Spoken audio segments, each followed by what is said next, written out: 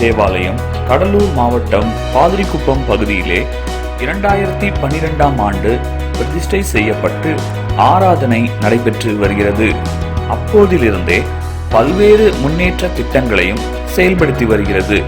இதில் குறிப்பாக ஆலய முதல் தளத்தில் பேராயர் மா மறை திரு எஸ்ரா சர்க்குணம் ஐயா அவர்களின் பெயரால் சமுதாய கூடம் அமைக்கப்பட்டுள்ளது. நமது திருச்சபையின் மூலம் வேத வசனங்களை விதைத்து ஆத்தும அறுவடையும் செய்யப்பட்டு வருகிறது.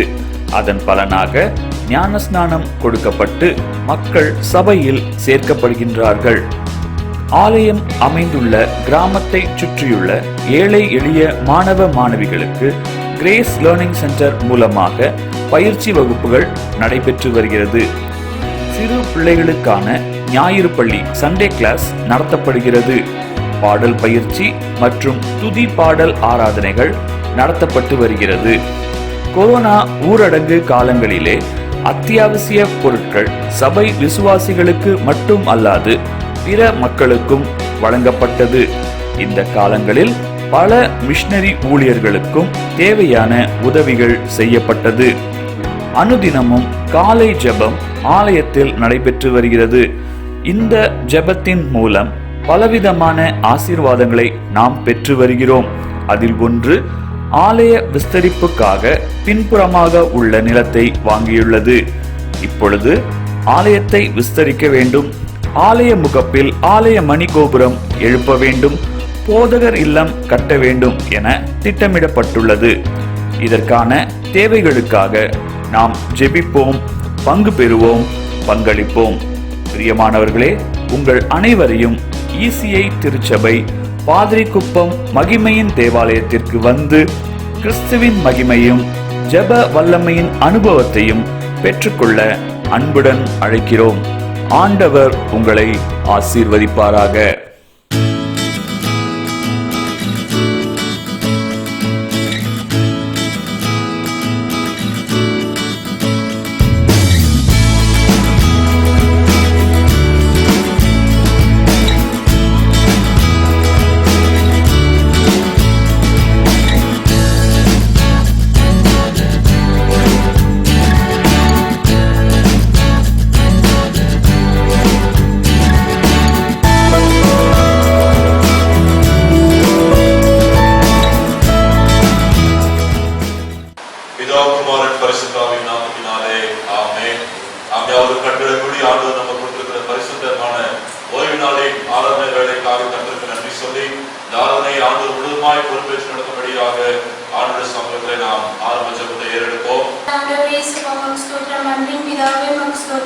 கடந்த நாட்கள் முழுதும் எங்களை கண்ணிமனை போல காத்து தயவுக்காய் உமக்கு நன்றி ஆண்டவரே இயேசுப்பா.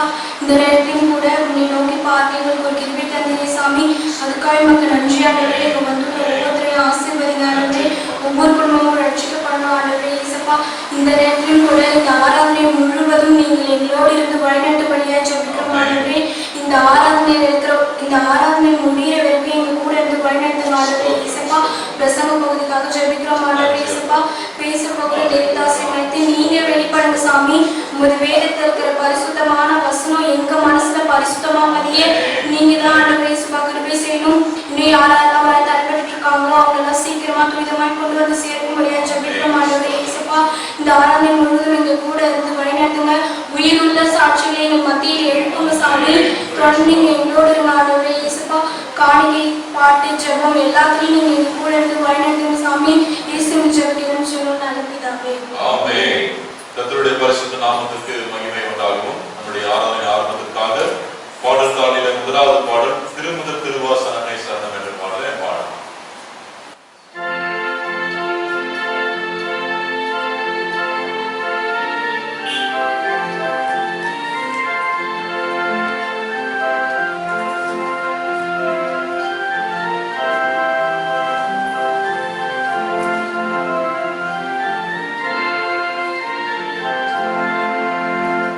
திருமுதற் திருவாசகனே சரணம்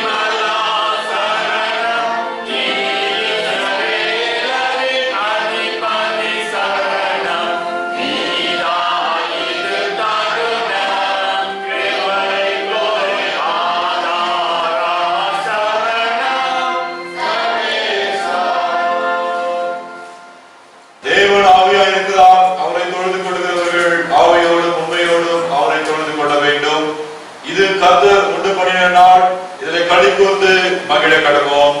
பூமியின் குடிகளே, எல்லாரும் கர்த்தரை கெம்பீரமாய் பாடுங்கள். மகிழ்ச்சியோடு கர்த்தருக்கு ஆராதனை செய்து ஆழ்ந்த சத்தத்தோடு அவர் சந்நிதி முன் வாருங்கள். நம் வஸ்திரங்களை அல்ல, நம் இருதயங்களை குடித்து நம் தேவனாகிய கர்த்தரிடத்தில் திரும்புவோம். அவர் இரக்கமும் மன உருக்கமும் நீடிய சாந்தமும் மிகுந்த கிருபையும் உள்ளவர். அவர் தீங்குக்கு மனஸ்தாபப்படுகிறவருமாய் இருக்கிறார். நமக்கு பாவம் இல்லை என்போமானால் நம்மை நாமே வஞ்சிக்கிறவர்களாய் இருப்போம். சத்தியம் நமக்குள் இராது. நம்முடைய பாவங்களை நாம் அறிக்கை செய்தால் பாவங்களை நமக்கு மன்னித்து எல்லா அநியாயத்தை நீக்கி நம்மை சுத்திகரிப்பதற்கு கர்த்தர் உண்மையும் நீதிபதியாய் இருக்கிறார்.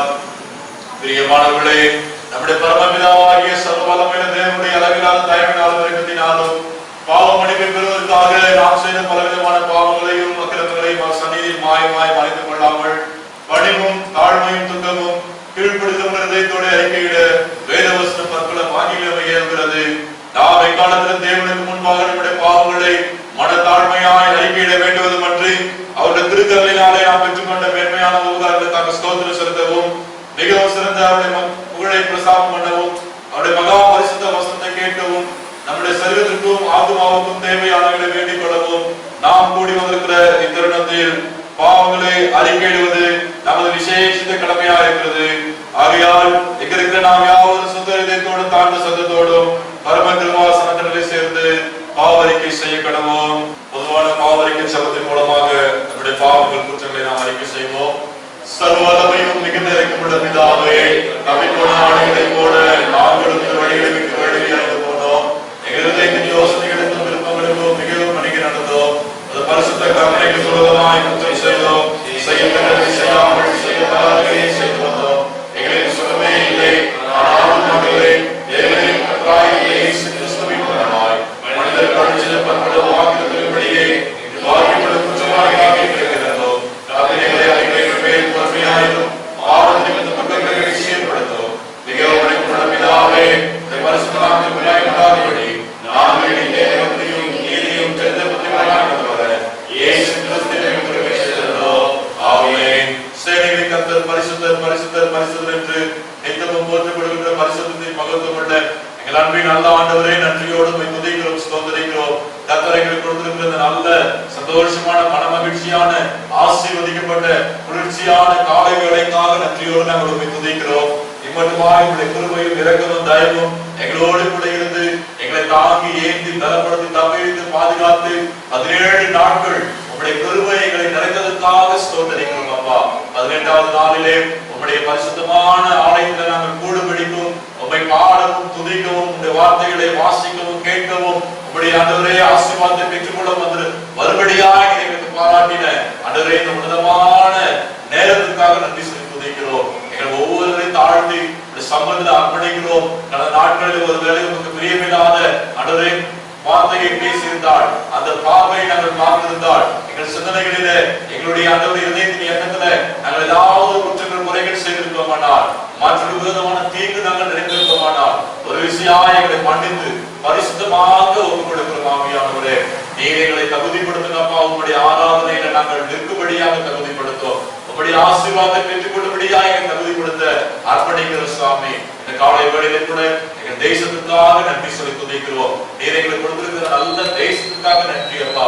ஆண்டவரே, இந்த தேசத்துல வாசம் பண்ணு, நான் உன்னை ஆசீர்வதிப்பேன் என்று சொல்லி ஈசாக்குக்கு வாக்கு கொடுத்து அந்த தேசத்துல வார்த்தைக்கு கீழ்ப்படிந்து அவன் இருந்த பொழுது 100 மடங்கு ஆசீர்வாதத்தை கொடுத்தீரே. எங்களையும் கூட அப்படியா இந்த தேசத்துல வைத்து நீ கொடுத்திருக்கிற எல்லா நன்மையான ஈவுகளுக்காக நன்றியோடு துதிக்கிறோம் ஐயா. நீ கொடுத்திருக்கிற நல்ல காற்றோட்டம், நல்ல நீர் ஆண்டவரே, நல்ல ஆண்டவரே எல்லா ஆசீர்வாதங்களுக்காக இயற்கை வளங்களுக்காக துதிக்கிறோம். ஆண்டவரே, கிடைக்காத இன்னும் எத்தனையோ ஜனங்கள் தேசத்துல இருக்கிறார்கள் அப்பா. ஒவ்வொருத்தருக்கும் இது கிடைக்கும்படியாய் நீர் வைத்திருக்கிற தலைவர்களையும் அதிகாரிகளையும் தங்கள் உணர்வுள்ள இதயம் உணர்வாய் மாற்றி பயன்படுத்த நாங்கள் செபிக்கிறோம். எங்கள் கொடுத்திருக்கிற குடியரசுத் தலைவருக்காக, பிரதமருக்காக, ஒவ்வொரு மத்திய அமைச்சர்கள், எம்பிக்கள், மாநிலத்தின் முதலமைச்சர்கள், அமைச்சர்கள், எம்எல்ஏக்கள், அரசு துறையில் பணியாற்றுகிறவர்கள், சொந்தமாய் தொழில் செய்கிறவர்கள், தனியார் துறையில் பணியாற்றுகிறவர்கள், வியாபாரிகள், தினசரி அடைய கூலி வேலை செய்கிறவர்கள், விவசாயிகள், இப்படி எல்லாருக்காக துதிக்கிறோம். ஒவ்வொருத்தருக்கும் வேண்டிய நல்ல சுகமும் பலமும் ஆரோக்கியமும் தந்து தொடர்ந்து நாங்கள் தொடர்ந்து நடத்த செபிக்கிறோம். விசேஷமாய் அப்பா அப்பா ஒவ்வொருத்தரை கையில் சம்பாத்தியங்களிலே நல்ல முன்னேற்றங்களை கர்த்தர் தாரும் அப்பா. அப்பா எங்களுடைய தலைவர்களுக்காக அதிகாரிகளுக்காக ஜெபிக்கிறோம். நியாயமானவர்களாக ஆண்டவரே மனசாட்சியோடு கூட தங்களுடைய கரத்தில் கொடுக்கப்பட்டிருக்கிற பொறுப்புகளை கடமைகளை அதிகாரிகளை செய்ய கிருபையாய் ஜெபிக்கிறோம். விசேஷமாக ஆண்டவரே இந்த நாட்களிலே எங்க தேசத்துலப்பா நிறைய பெண் பிள்ளைகள் குழந்தையா இருந்தாலும் சரி, அன்றே வயதானவங்களா இருந்தாலும் சரி, பெண்களுக்கு எதிராக அன்றே அநேக அநீதிகள் நடந்து கொண்டிருக்கிறது சுவாமி. அன்றே அநேக அநியாயங்கள் அக்கிரமங்கள் நடந்து கொண்டிருக்கிறது ஐயா. இப்படிப்பட்ட ஒரு சாபம், இப்படிப்பட்ட அன்றே இந்த பாவத்திலிருந்து எங்க தேசத்துக்கு விடுதலை கொடுக்கும்படியாய், இப்படிப்பட்ட அன்றே இந்த தவறான எண்ணமுடைய பார்வையுடைய ஒவ்வொருத்தரையும் அடித்து திருந்தும்படியாக நாங்கள் செபிக்கிறோம் ஆண்டவரே. கரத்துலப்பா ஒவ்வொரு பெண் பிள்ளைகள், சிறு பிள்ளைகள், குழந்தைகள் முதல் கொண்டு வயதான பெற்றோர் வரைக்குமாக ஒவ்வொருவரையும் அவருடைய பாதுகாப்புக்காக நாங்கள் செபிக்கிறோம் சுவாமி. எவ்வளவுதான் அந்த பெற்றோர்கள் உறவுகள் பாதுகாத்தாலும் கூட சுவாமி, அப்பா நீர் காவாராகி கர்த்தர் நகரத்தை, கர்த்தர் வீட்டை காவாராகி அது ஒண்ணுமே இணைந்து வேத வாசிக்கிறோம். என் பிள்ளைகளை பாதுகாத்துக் நாங்கள் செபிக்கிறோம். ஒவ்வொரு ஊழியர்களுக்காக, திருச்சபைகளுக்காக, திருச்சபை பேராயர்கள், தலைவர்கள், போதகர்கள், ஊழியக்காரர்களுக்காக செபிக்கிறோம். உடலுள்ள இதயத்தின் தாரும், உங்களுக்கு பயப்படுகிற பயத்தின் தாரும், உண்மையோடு உத்தமத்தோடு பிரியமாய் ஊழிய செயல்களாய் மாற்றும். சபைகளை தூய்மையாக்கும். சபைகளுக்கு பரிசுத்தத்தை கர்த்தர் கட்டிடும்படியாக, ஒற்றுமை, அன்பை, தூய்மையை கட்டிடும்படியாக வேண்டிக் கொள்கிறோம் அப்பா. ஈசிய திருச்சபைக்காய் தந்தை பேராயர், பிரதமர் பேராயர், எல்லா பேராயத்தின் பேராயர்கள், ஒவ்வொரு போதகர்கள், மூப்பர் குழுக்கள், சிறு பிள்ளைகள், வாலிப பிள்ளைகள், பெரியவர்கள், அல்லது வயதானவர்கள் எல்லாருக்காக துதிக்கிறோம். ஒவ்வொருத்தரையும் நிம்மட்டமாய் சுகத்தோடு பலத்தோடு பாதுகாத்துவதற்காக நன்றி. இனியும் தொடர்ந்து நடத்தபடியாக நாங்கள் செபிக்கிறோம் அப்பா. எங்களை நம்பி கொடுத்துக்கிற நூற்றாண்டு தரிசனமாகிய 1,00,000 திருச்சபைகள், 1 கோடி ஆத்துமாக்களை நோக்கி நாங்கள் தொடர்ந்து நடைபயணம் செல்ல, தொடர்ந்து நாங்கள் வெற்றி பயணம் செல்ல, தொடர்ந்து நாங்கள் ஊழியத்தை செய்ய கிருபை தரும்படியாக நாங்கள் செபிக்கிறோம் அப்பா. ஆண்டவரே ஈசியினுடைய ECC BCP ஊழியர்களுக்காக, IM ஊழியர்களுக்காக, GLC ஊழியர்களுக்காக, ஆண்களுக்கு பெண்களுக்கு, வாலிபர்கள், சிறு பிள்ளைகள் ஊழியர்களுக்காக, வேதாகம கல்லூரிகள், பள்ளிக்கூடங்கள், மருத்துவமனை ஊழியர்கள், நிருபம் பத்திரிகை ஊழியர்கள் எல்லாவற்றுக்காக துதிக்கிறோம் சாமி. உடைய நாமத்தை மாத்திரம் நாங்கள் மகிமைப்படுத்துகிறவர்களாய் ஒப்புக் கொடுக்கிறோம். விசேஷமாக தகப்பனே, கடந்த நாட்களிலே உங்களுடைய பணியை செய்து எங்களோடு கூட இருந்து இப்பொழுது ஓட்டத்தை வெற்றியோடு முடித்து உங்களோடு கூட இலைப்பாரி கொண்டிருக்கிற எங்கள் அன்பு பேராயர் மோகனையாவுடைய குடும்பத்திற்காக ஸ்தோத்திரிக்கிறோம். அன்பு பேராயருடைய ஊழியர்களுக்காக, அவருடைய நல்வாழ்வுக்காக, நல்ல குணங்களுக்காக ஸ்தோத்திரிக்கிறோம் அப்பா. அவருடைய பேராயர் அம்மாவுக்காக, 3 பிள்ளைகளுக்காக துதிக்கிறோம். நீரே அந்த குடும்பத்தை தொடர்ந்து ஆட்கொண்டு நடத்தும்படியாக நாங்கள் வேண்டிக் கொள்கிறோம் சுவாமி. அப்ப அதே போல போதகர் ஆரோக்கியதாசன் அவருடைய குடும்பத்திற்காக நாங்கள் செபிக்கிறோம்.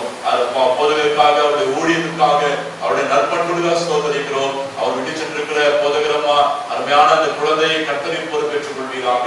சபைகளை கர்த்தர் பலப்படுத்தும்படியாக செபிக்கிறோம். இப்படிப்பட்ட மரணம் இனி எங்கள் திருச்சபையை கொடாதபடிக்கு அம்மா நீர் இறங்கி பாதுகாக்க நாங்கள் வேண்டிக் கொள்கிறோம். இப்பொழுதும் சென்னை பேராயத்திற்காக எலெக்ட் பண்ணப்பட்டிருக்கிற அன்றைய அருள் திரு டேவிட் முனேசிங் ஐயாவுக்காக, அருள் திருமதி கரோடி மாணிக்கம் அம்மாவுக்காக ஸ்தோத்திரிக்கிறோம். அன்றைய இருக்கிற நாட்களிலே அவர்கள் இணை பேராயராக அபிஷேகம் பண்ணப்படுகிற பொழுது இதுவரைக்கும் இல்லாத ஒரு விசேஷித்த அபிஷேகமும் வல்லமையும், ஒரு விசேஷித்த காட்சி தரிசனம் ஆத்மா பாகமுடைய பிள்ளைகளை நிறைய நாங்கள் செபிக்கிறோம் ஐயா. குழந்தைகள் சென்னை பேராயத்துல எங்கள் ECI ஊழியர்களிலே உடைய பிள்ளைகளை கர்த்தர் வல்லமையாய் பயன்படுத்த நாங்கள் வேண்டிக் கொள்கிறோம். இப்பொழுது சுவாமி எங்கள் அன்றே பாதுகாப்பு திருச்சபைக்காக, திருச்சபையின் மூப்பர், காசாளர், நிர்வாக குழுவில் இருக்கிற ஒவ்வொருத்தருக்காக, சிறு பிள்ளைகள், வாலிப பிள்ளைகள், பெரியவர்களுக்காக நன்றி செலுத்துகிறோம். எல்லாரோடும் கிருபை நடத்துவதற்காக ஸ்தோத்திரம். கடந்த நாட்களில் கொரோனா கொள்ளை நோயில பாதிக்கப்பட்டிருந்த சத்ராணி அம்மாவுக்காக ஸ்தோத்திரிக்கிறோம். சுசிலா அம்மாவுக்காக ஸ்தோத்திரிக்கிறோம். பிள்ளைகளை சுகப்படுத்தி பலப்படுத்தி கொண்டு வந்தீரே உமக்கு நன்றி அப்பா. அன்றைய டேவிட் தயாளன் ஐயாவுக்காக ஸ்தோத்திரிக்கிறோம். அவங்க விட்டு சென்றிருக்கிற குடும்பத்திற்காக உண்மை துதிக்கிறோம். பொறுப்பேற்று கர்த்தர் நடத்தபடியாக ஒப்புக் கொடுக்கிறோம் சுவாமி. அன்றைய உலகம் எங்கிலும் இருக்கிற அந்த கொள்ளை நோய், கொரோனா கொள்ளை நோய் சீக்கிரமாய் மாறுபடியா அழிந்து போகும்படியான ஒரு தெய்வீக சுகத்தை கர்த்தர் அன்றே உலகம் எங்கிலும் எங்கள் இந்திய தேசத்திற்குள்ளாக, எங்கள் தமிழகத்திற்குள்ளாக, எங்கள் கடலூர் மாவட்டத்திற்குள்ளாக, பட்டணத்திற்குள்ளாக, எங்கள் சபைகளுக்குள்ளாக, வீடுகளுக்குள்ளாக ஐயா நீர் அனுப்பும்படிக்கு நாங்கள் செபிக்கிறோம் ஐயா. ராபாவாகிய தெய்வமே, எங்களை சுகப்படுத்துகிற கர்த்தாவே இறங்கும் ஐயா. ஒப்புக் கொடுக்கிற சாமி. தொடர்ந்து ஆராதனை மீதியான ஒவ்வொரு பகுதிகளின் மூலமா நீர் மகிமைப்படுவீராக. அன்றைய வீடுகளிலே நிர்விசாரமாய் அமர்ந்து கொண்டிருக்கிற பிள்ளைகளை தட்டி எழுப்பி உம்மை ஆராதிக்கக்கூடிய உணர்வை கொண்டு வந்து அன்றைய மத்தியிலே சேர்படியாய் செபிக்கிறோம். தகப்பனே உமக்கு ஸ்தோத்திரம். அரசு விதித்திருக்கிற கட்டுப்பாடுகளினால் ஆலயத்துக்கு வர முடியாது இருக்கின்ற எங்கள் வயதான பெற்றோர்கள் மற்றுமாக ஆண்டவரே இப்படிப்பட்ட சூழ்நிலையில நியாயமான காரணங்களால் தடைகளால் இருக்கின்ற ஒவ்வொரு பிள்ளைகளும் எங்களோடு கூட இணைந்து இந்த காணொலி மூலமாக உம்மை ஆராதிக்கிற இந்த ஆராதனையில பங்கு கொள்கிற ஒவ்வொருத்தரையும் இந்த நாளுக்குரிய இந்த ஆராதனைக்குரிய ஆசீர்வாதத்தால் கர்த்தர் நிறைந்தருளுவீராக. தாழ்வுகிறோம், அர்ப்பணிக்கிறோம், நீர் மாத்திரம் மகிழ்ப்படும். இயேசு சாமி மூலமாய் தாழ்மையோடு ஜெபிக்கிறோம் நல்ல பிதாவே, ஆமென். கர்த்தருடைய ஜெபத்தை சேர்ந்து சொல்லுவோம். பரமண்டலத்தில் இருக்கிற எங்கள் பிதாவே, உம்முடைய நாமம் பரிசுத்தப்படுவதாக, உம்முடைய ராஜ்யம் வருவதாக, சித்தம் பரமண்டலத்திலே செய்யப்படுவது போல பூமியிலே செய்யப்படுவதாக. அதனுடைய கடப்பத்தை எங்களுக்கு தாரும். எங்கள் விரோதமாய் குற்றச்செயல்கள் நாங்கள் மன்னிக்கிறது போல எங்கள் குற்றங்களை எங்களுக்கு மன்னியும். எங்களை சோதனைக்குள் பிரவேசிக்கப்படாமல் தீமைகள் ரட்சித்துக் கொள்ளும். ராஜ்யமும் வல்லமையும் மகிமையும் என்றென்றைக்கும் உடையதே. ஆமென். அல்லேலூயா. ஹல்லேலூயா.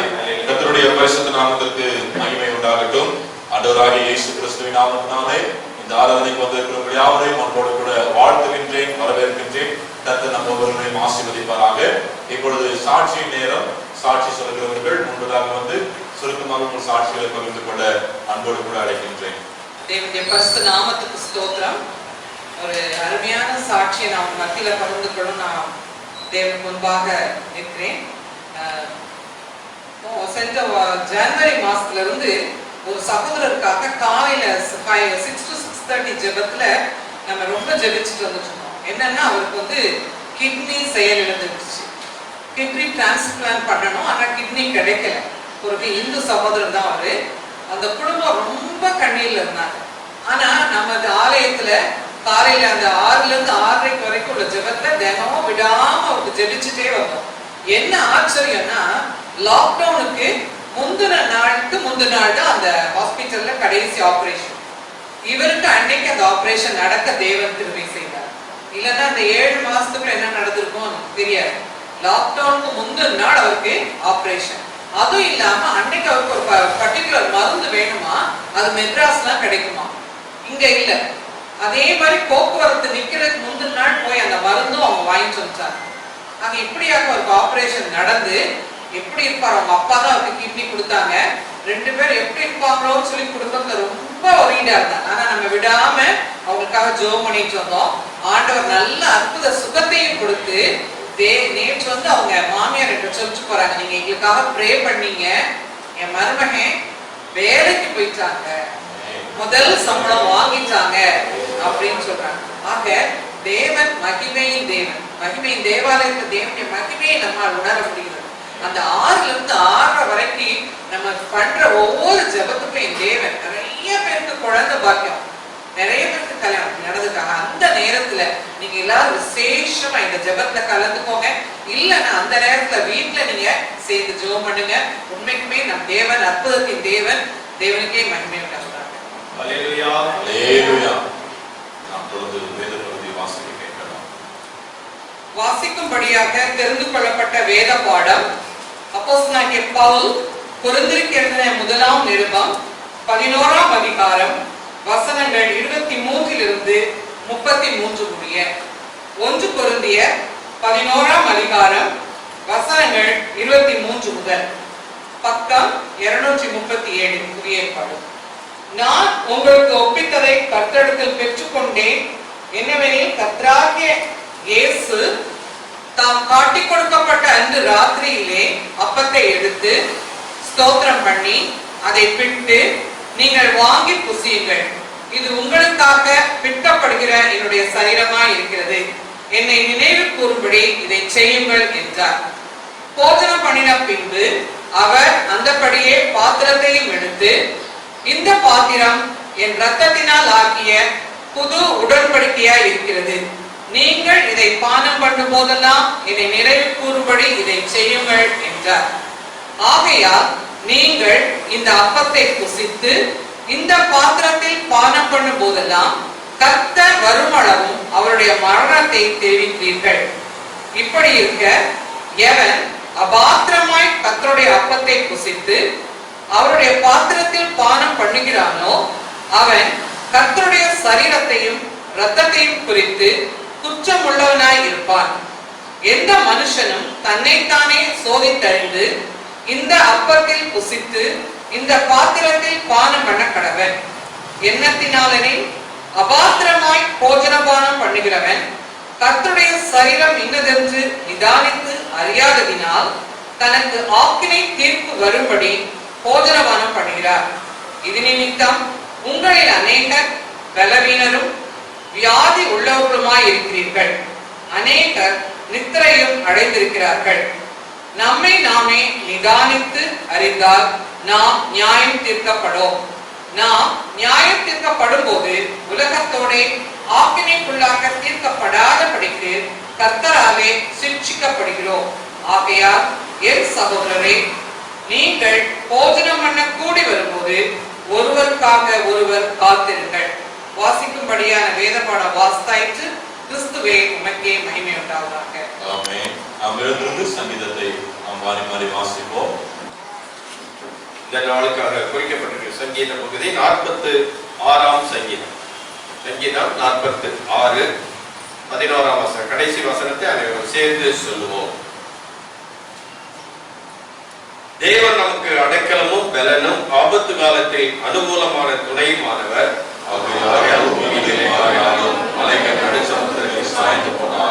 அதன் ஜலங்கள் கொந்தளித்து பொங்கி அதை பெருக்கினால் பர்வதங்கள் அதிர்ந்தாலும் நாம் பயப்படுவோம்.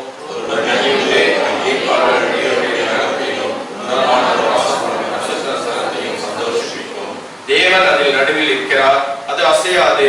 அதிகாலையிலே தேவன் அதற்கு சகாயம் பண்ணுவார்.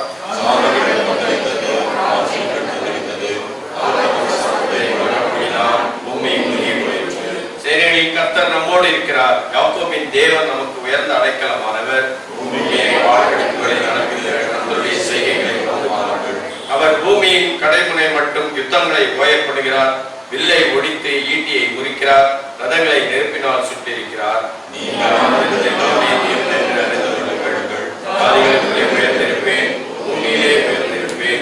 சேனைகளின் கர்த்தர் நம்மோடு இருக்கிறார். யாக்கோபின் தேவன் நமக்கு உயர்ந்த அடைக்கலமானவர். பிதாவுக்கும் குமாரனுக்கும் பரிசுத்த ஆவிக்கும் மகிமை உண்டாவதாக. ஆதியிலும் இப்பொழுதும் எப்பொழுதுமான சதா காலங்களிலும் மகிமை உண்டாவதாக. ஆமென். நாம் இன்று வருடமாக நம்முடைய விசுவாச பிரமாணத்தை அறிக்கை செய்வோம். வானத்தையும் பூமியையும் படைத்த சர்வவல்லமையுள்ள பிதாவாகிய தேவனை விசுவாசிக்கிறேன். அவருடைய ஒரே குமாரனாகிய நம்முடைய இயேசு கிறிஸ்துவை விசுவாசிக்கிறேன். அவர் பரிசுத்த ஆவியானவராலே கன்னிகை மரியாதைக்கு பிறந்தார். முதலாவது காலத்தை பாடுபட்டு சிலுவையாக இட்டு மரித்தடக்கம் பண்ணப்பட்டு பாதாளத்தில் இறங்கினார். மூன்றாம் நாள் மரித்தவர்களை எழுந்துள்ளார். மரணத்திற்கு ஏறி சர்வவல்லமையுள்ள பிதாவாகிய தேவனுடைய வாசலை வீசுகிறார். அவரிடத்திலிருந்து உயிரோடையும் மரித்தவரையும் நியாயத்திற்கு வருவார். பரிசுத்த ஆவியானவரை விசுவாசிக்கிறேன். முதலாவது பரிசுத்த சபையும் பரிசுத்த ஐக்கியமும் பாவமன்னிப்பும் சரீரமும் இருக்கிறோம். நித்திய ஜீவனும் என்று விசுவாசிக்கிறேன். ஆமென். திருச்சபைக்கான அறிவிப்புகள். ஆண்டவருடைய நாமத்தினாலே மீண்டுமாக யாவரையும் அன்போடு கூட வாழ்த்துகின்றேன், வரவேற்கின்றேன். நாம் கேட்ட சாட்சிக்காக நாம் கர்த்தரை ஸ்தோத்திரிக்கின்றேன். அவருக்காக கிட்டத்தட்ட நாங்கள் ஒரு 6 மாதத்துக்கு மேலாக ஜெபித்துக் கொண்டிருந்தோம். மோகன்ராஜ் என்ற சகோதரர் நேற்றைக்கு அந்த சாட்சியை கேட்டபோது ரொம்ப சந்தோஷமா இருந்தது. அவங்க வீட்டில் வந்து என்னுடைய மகள் சுகமானதுக்கு இயேசு சாமி தான் காரணம் அப்படின்னு சொன்ன அந்த வார்த்தையை கேட்டபோது ஆண்டவருடைய நாமத்தை நான் துதிக்கிறேன். ஏனென்றால் இன்றைக்கு ஆண்டவருடைய பிள்ளைகளாக இருந்த நாம் கூட பல நேரங்களில் ஆண்டவர் செய்த நன்மைகளை ரெகனைஸ் பண்றது இல்லை, ரியலைஸ் பண்றது இல்லை. கர்த்தர் தான் செஞ்சாருன்னு நமக்கு நம்ப மறுக்கின்றோம், அதை ஏற்றுக்கொள்ள தயங்குகிறோம். ஆனால் மற்றவர்கள் நம்புகிறார்கள். நாங்கள் நிறைய பேருக்காக ஜெபம் பண்ணிட்டு வரோம். அதில் அதிகமா செல்லுமணி ஐயா அப்பப்போ ஒரு ட்ரைனிங் கோர்ஸ் போட்டுட்டு இருப்பாங்க. அதில் நிறைய பேருக்காக ஜெபம் பண்ணிருக்கோம். அவங்க ஏசாமி கிட்ட நீங்க ஜெபம் பண்ணனாலே எங்களுக்கு சுகம் கிடைச்சது, ஜெபம் பண்ண எல்லாருக்கும் நன்றி சொல்லுங்கன்னு சொல்றதையும் திரும்ப மெசேஜ் அனுப்புவாங்க. அதெல்லாம் கேட்கிறப்ப உண்மையாகவே கர்த்தருடைய நாமத்தை நான் துதிக்கிறேன், ஆண்டவருக்கு நன்றி சொல்கின்றேன். நம்ம கூட நிறைய நன்மைகளை பெற்றிருக்கிறோம். நான் சொல்றதுக்கு ஒரு டைம் யார் முதல்ல போவாங்க, நம்ம பேசினாக்கா கேட்பாங்களா அப்படின்ற மாதிரிலாம் ஃபீல் பண்ணிட்டு உட்கார்ந்து கர்த்தர் செய்த நன்மைகளுக்காக எப்பொழுதுமே நன்றி சொல்கிறவர்களா இருந்தால் தான் ஆண்டவர் இன்னும் நன்மைகளை கொடுத்து கொண்டே இருப்பார். கர்த்தருக்கு மகிமை உண்டாகட்டும். திருச்சபைக்கான அறிவிப்புகள். வழக்கம் போல ஞாயிற்றுக்கிழமை காலை 9:30 மணிக்கு சரியாக ஆராதனை ஆரம்பிக்கும். ஆகையினாலே 9:25 நீங்கள் யாரும் வந்து பங்கு பெறும்படி அன்போடு கூட நான் கேட்டுக்கொள்கின்றேன். ஒவ்வொரு நாளும் தினமும் காலை 6 மணிலிருந்து 6:30 மணி வரைக்கும் நமக்கு காலை ஜெபம் ஆலயத்தில் நடைபெறுகிறது. நாங்க அதிகமா அந்த ஜெபத்தை ஆரம்பிச்ச நாட்கள்ல இருந்து நாங்க 3 பேர் தான் தினமும் வருவோம். சமயங்கள்ல ஒரு சிலர் வந்து கலந்துக்குவாங்க. மற்றபடி அதிகமா நாங்க 3 பேர் தான். ஆண்டவருடைய நாமத்தினாலே 2 பேர் கூடி ஜெபம் பண்ணாலே, ஒருமனப்பட்டு ஜெபம் பண்ணாலே கர்த்தர் கிரியை செய்கிறார். சோ நீங்க அந்த நாட்களில அந்த நேரத்துல ஒருவேளை உங்களால இங்க வர முடியல அப்படின்னாலும் கூட உங்கள் வீடுகளிலே தயவு செய்து அந்த 6 to 6:30 வரைக்கும் நீங்க ஏதாவது வேலை செஞ்சுட்டு இருந்தா கூட ஜெப சிந்தையோடு அந்த வேலையை செஞ்சுக்கிட்டு இருங்க. மனம் ஒருமனமாச்சுன்னா ஆண்டவர் பெரிய காரியங்களை செய்வார். அல்லேலூயா. கர்த்தருக்கு மகிமை உண்டாகட்டும். முடிந்தவர்கள் வந்து பங்கு பெறலாம். பிள்ளைங்க வரலாம். சும்மா தான் வீட்டுல உட்காந்துக்கிறோம். இப்போதைக்கு நம்ம செய்யற ஒரு பெரிய வேலை சரியான நேரத்துக்கு சாப்பிடுறதும் கிடையாது. அரட்டடிக்கிறதுக்கும் விளையாடுறதுக்கும் ஊர் சுற்றுறதுக்கும் நேரத்தை செலவு பண்ணிட்டு இருக்கோம். அது காலையில ஒரு 6 மணி நேரம் ஜெபத்துக்கு செலவழிச்சா நமக்கும் நன்மை, நம்மால மற்றவர்களுக்கும் நன்மை. அதனால நீங்க அந்த கவனத்துல கொண்டு வரபடி உங்களை கேட்டுக் கொள்கின்றேன். கர்த்தருக்கு மகிமை உண்டாகட்டும். அதே போல கடந்த நாட்களிலே ஒரு சில கர்த்தருடைய பிள்ளைகள் ஆண்டவருடைய ராஜ்யத்துக்குள்ளாக பிரவேசித்திருக்கிறார்கள். அதுல போன வாரம் ஞாயிற்றுக்கிழமை, முந்தின ஞாயிற்றுக்கிழமை திரு ஆரோக்கியதாசன் என்றதான போதகர் அவர்கள் கர்த்தர் கொடுத்த இணைந்தால் அவருக்கு மனைவி ஒரு 3ஆம் வகுப்பு படிக்கின்ற ஒரு பெண் குழந்தை. அந்த குடும்பத்திற்காக செபித்துக் கொள்ளுங்கள். கடந்த திங்கட்கிழமை அன்று நமது ECI சென்னை பேராயத்தின் பேராயர் திரு மோகனையா அவர்கள் உண்மையாவே ஒரு பேராயர் என்கின்றதான அந்த ஒரு என்ன சொல்றது பதவி நமக்கு கிடைச்சிச்சுன்ற அந்த ஒரு பெருமை அவருக்கு கொஞ்சம் கூட கிடையாது. கல்லூரியில நான் அவரை ஆசிரியராக எப்படி பார்த்தேனோ பேராயராக இருக்கின்ற வரைக்கும் அவர் அப்படிதான் இருந்தார். அவர் முகத்துல எப்பவுமே அந்த சிரிப்பு, ஸ்மைலிங் ஃபேஸ், சிரிச்ச முகம் பார்த்தீங்களா, அந்த மாதிரி இருந்துட்டே இருப்பாரு. ஒரு அருமையான நல்ல பேராயர். அவரை நாம் எடுத்திருக்கின்றோம். திடீரென்று சொல்லி ஒரு பெரிய மாரடைப்பு ஏற்பட்டு அவருக்கே தெரியல, சுகர் லெவல் அதிகாரத்தான் பெயின் தெரியல. ஹாஸ்பிட்டலுக்குள்ள போற வரைக்கும் டிரைவருக்கு அவர் தான் வழி காமிச்சிட்டு போயிருக்காரு ஹாஸ்பிட்டலுக்கு போறதுக்கு. அப்படிப்பட்ட ஒரு நல்ல பேராயரை நாம் எழுந்திருக்கின்றோம். சென்னை பேராயர் என்ன ஒரு விஷயம்னா, ஒருவேளை இந்த கொரோனாவெல்லாம் இல்லாம இருந்ததுனாக்கா போன ஞாயிற்றுக்கிழமை நம்ம சர்ச்சைக்காக வந்திருக்கோம். போன ஞாயிற்றுக்கிழமை அக்டோபர் மாதம் 11ஆம் தேதி நம்ம ஆண்டு விழாவும் அறுவடை சோதனை பண்டிகையும் வைத்திருந்தோம். நாங்கள் மார்ச் மாதமே அவரை பார்த்த பொழுது அவரை அழைத்திருந்தோம். அப்போ கொரோனா இல்லாம இருந்திருந்தாக்கா நம்ம சர்ச்சைக்காக வந்து பார்க்கிறோம் ஞாயிற்றுக்கிழமை. கர்த்தருடைய ராஜ்யத்துக்குள்ளாக பிரவேசித்திருக்கிறார்கள். நல்ல பேராயர். அவருடைய மனைவி, 3 பிள்ளைகள், 2 ஆண் மகன், ஒரு பெண் பிள்ளை. அவளுக்காக நீங்கள் ஜெபித்துக் கொள்ளும்படி, அவருடைய குடும்பத்திற்காக ஜெபிக்கும்படி அவர்களுடைய கேட்டுக் கொள்கின்றேன். அதே போல கடந்த செவ்வாய்க்கிழமை அன்று நம்முடைய இப்ராஜ் அவருடைய கோபுரதர், அவருடைய சகல அவர்களும் கர்த்தருக்குள்ளாக நின்றிருக்கிறார்கள். டேவிட் தயாளன் ஐயா அவர்கள், அவருடைய குடும்பத்திற்காகவும் நாம் ஜெபிக்க கடமைப்பட்டிருக்கிறோம். இப்படிப்பட்ட மரணங்கள் இனி நம்முடைய குடும்பங்களையோ நம்முடைய சபைகளையோ ஊழியத்தையோ தொந்தரவு செய்யக்கூடாது. அதுக்காக நாம் ஜெபிக்க வேண்டும். அதே போல சுரேகா அவங்க தாத்தா, அவங்களும் 2 நாளைக்கு முன்னாடி சுகவீனமா இருந்து மறித்திருக்கிறார்கள். ஆகிய இப்படிப்பட்ட குடும்ப ஆறுதலுக்காக, விட்டு சென்றிருக்கிற குடும்ப பிள்ளைகளுக்காக நாம் ஜெபிக்க வேண்டும். அதே போல நம்முடைய சென்னை பேராயத்திற்கு என்று சொல்லி இப்போது புதியதாக 2 பேராயர்களை செலக்ட் பண்ணியிருக்காங்க. அது திரு டேவிட் புனேசிமு ஐயா அவர்களையும், அருள் திருமதி கதிரொளி மாணிக்கம் அவர்களையும் நம்முடைய சென்னை பேராயத்தின் இணை பேராயராக தேர்ந்தெடுத்திருக்கிறார்கள். அவர்களுடைய ஊழியத்திற்காக, அவர்களுடைய அபிஷேக ஆராதனைக்காக ஜெபிக்கும்படியாக நம்மை கேட்டிருக்கிறார்கள். அவர்களுக்காக நாம் தொடர்ந்து ஜெபிப்போம். கர்த்தருக்கு மகிமை உண்டாகட்டும். அல்லேலூயா. இந்த வாரத்திலே திருமண நாள் காண்கின்ற, பிறந்த நாள் காண்கின்ற கர்த்தருடைய பிள்ளைகளை இயேசு கிறிஸ்துவின் நாமத்தினாலே வாழ்த்துகிறோம். 22/10/2020 திருமதி ஜூடி ஜான்சன், மறைந்த திரு டேவிட் செல்லஸ் ஐயா அவர்களுடைய மகள், அவர்களை இயேசு கிறிஸ்துவின் நாமத்தினாலே திருச்சபை சார்பாக நாம் வாழ்த்துகின்றோம். கர்த்தர் தாமே நமது பிள்ளைக்கு புதிய ஆண்டை மிகவும் ஆசீர்வதித்து கொடுப்பாராக. அல்லேலூயா. கர்த்தருக்கு மகிமை உண்டாகட்டும். இப்பொழுது நாம் சாட்சி சொன்ன பிள்ளைகளுக்காகவும், நாம் கேட்ட ஆரோக்கியதாஸ் பாஸ்டர் அவருடைய குடும்பத்திற்காக, பேராயர் மோகன் அவருடைய குடும்பத்திற்காக, திரு டேவிட் தயாளன் ஐயா அவருடைய குடும்பத்திற்காக, திரு முத்து அவருடைய குடும்பத்திற்காக நாம் கர்த்தருடைய சமூகத்துடைய ஆறுதலுக்காக, குடும்பத்தின் தொடர்ச்சியான எதிர்கால வாழ்வுக்காக நம்ம ஜெபம் செய்வோம். அதே போல சுகம் பெற்றிருக்கிற மோகன்ராஜ் அவர்களுக்காக நாம் கர்த்தரை துதிப்போம். மற்றுமாக பேராயர்களாய் தேர்ந்தெடுக்கப்பட்டிருக்கிற ஒனேசிம் ஐயாவுக்காக, கதிரொளி மாணிக்கம் அம்மாவுக்காக நாம் ஆண்டோட சமூகத்துல ஜெபம் செய்வோம். பிறந்தநாள் காண்கின்ற ஜூலிக் அவர்களுக்காக நாம் ஜெபம் செய்வோம். நம்முடைய திருச்சபையின் காசாளர் செல்வி சந்தியா அவர்கள் வந்து ஜெபிப்பார்கள். ஸ்தோத்திரம் கர்த்தாவே. அப்பா, இந்த நல்ல நேரத்துக்காக உம்மை நன்றியோடு துதிக்கிறோம் அப்பா, உம்மை ஸ்தோத்திரிக்கிறோம். தேவரின் ஆண்டவரே, ஒவ்வொரு நாளும் அநேக அற்புதங்களையும் அதிசயங்களையும் எங்கள் வாழ்நாளில் செய்கிற கிருபைக்காக உமக்கு நன்றி சுவாமி. ஸ்தோத்திரம். நல்ல மழையை நல்ல நித்திரை கொடுத்த கிருபைக்காக உமக்கு நன்றி அப்பா. இப்போது ஆண்டவரே, மோகன்ராஜா பிரதர் கொடுத்த நல்ல சுகத்துக்காக நன்றி செலுத்துகிறோம் சுவாமி. தேவரே, ராஜாவே, ஆண்டவரே, நீ சகலத்தையும் செய்ய வல்லவர் அப்பா, உமக்கு நன்றி செலுத்துகிறோம். தேவன் தாமே ஆண்டவரே அவருக்கு வேலைக்கு போறதுக்கு உதவி செய்திருக்கீங்க. இனி வரும் காலங்களில் கர்த்தர் தாமே நீர் அவரோடு இருந்து வழிநடத்தும்படியாய் ஜெபிக்கிறோம் அப்பா, உம்மை ஸ்தோத்திரிக்கிறோம், நன்றி செலுத்துகிறோம் அப்பா. அப்படி ஆண்டவரே, இன்றைக்கு பிறந்த நாள் காணுகிறதான ஜூடித் ஜான்சன்கா நன்றி செலுத்துகிறோம். சகோதரி, கர்த்தர் நீர் ஆசீர்வதியும் அப்பா, வருஷத்தை நன்மையால் முடிசூடி நீர் வழி நடத்தும்படியாய் ஜெபிக்கிறோம் அப்பா. ஆண்டவரே, நல்ல பாதுகாப்பையும் சுகத்தையும் கர்த்தர் நீர் தாரும், மன வாஞ்சைகள் எல்லாவற்றையும் நீர் நிறைவேற்றும்படியாய் ஜெபிக்கிறோம் அப்பா. உம்மை ஸ்தோத்திரிக்கிறோம். அவர் குடும்பத்தை என் தேவனின் பொறுப்பேற்று வழிநடத்தும்படியாய் ஜெபிக்கிறோம். உம்மை ஸ்தோத்திரிக்கிறோம். நன்றி தகப்பனே. அப்படி ஆண்டவரே, உமக்குள்ளாய் எடுத்துக்கொள்ளப்பட்ட அன்பு சகோதரர்களுக்கா ஆண்டவரே, பேராயர் ஐயாவுக்கா நன்றி செலுத்துகிறோம். கர்த்தர் நீர் ஆசீர்வதியும் கர்த்தாவே, உன் குடும்பத்துக்கு நல்ல ஆறுதலை தேர்தலை தந்து நீர் வழிநடத்தும்படியாய் ஜெபிக்கிறோம் அப்பா. உம்மை ஸ்தோத்திரிக்கிறோம். அப்படி ஆண்டவரே, பேராயராக தேர்ந்தெடுக்கப்பட உள்ள ஆண்டவரே ஒனேசிம் ஐயாவுக்காகவும் கதிரொளி மாணிக்கம் அம்மாவுக்காக நன்றி செலுத்துகிறோம். கர்த்தர் நீர் அவர்களை முன்குறித்து இருக்கிறீர், அதற்காக நன்றி செலுத்துகிறோம் அப்பா. ஸ்தோத்திரிக்கிறோம். கர்த்ததாமே நீர் அபிஷேகித்து அவர்களை வழிநடத்துவதற்காக ஜெபிக்கிறோம் அப்பா. செய்ய வேண்டிய காரியங்கள் ஊழியங்கள் ஆண்டவரே, நல்ல தரிசனங்களை கர்த்தர் நீர் அவர்கள் தரும்படியா ஜெபிக்கிறோம் ஆண்டவரே. இந்த ஆண்டவரே, பூமியில் உள்ள நாட்கள் முழுவதும் உடைய ராஜ்யத்தை கட்ட ஆண்டவரே இன்னும் ஓடி உழைக்க கர்த்தர் அவங்களை திரும்பி தந்தபடியாய் ஜெபிக்கிறோம் ஆண்டவரே. ஸ்தோத்திரிக்கிறோம். நீங்களே பொறுப்பெடுத்துக் கொள்ளுங்க, வழி நடத்துங்க, ஆசீர்வதிங்க, குறைகள் குற்றங்கள் எல்லாவற்றையும் நீங்க ஏசி மூலம் ஜெபிக்கிறோம் நல்ல பிதாவே. நாம் யாரும் கண்மூடி கொஞ்ச நேரம் ஆண்டவரை ஸ்தோத்திரிப்போம்.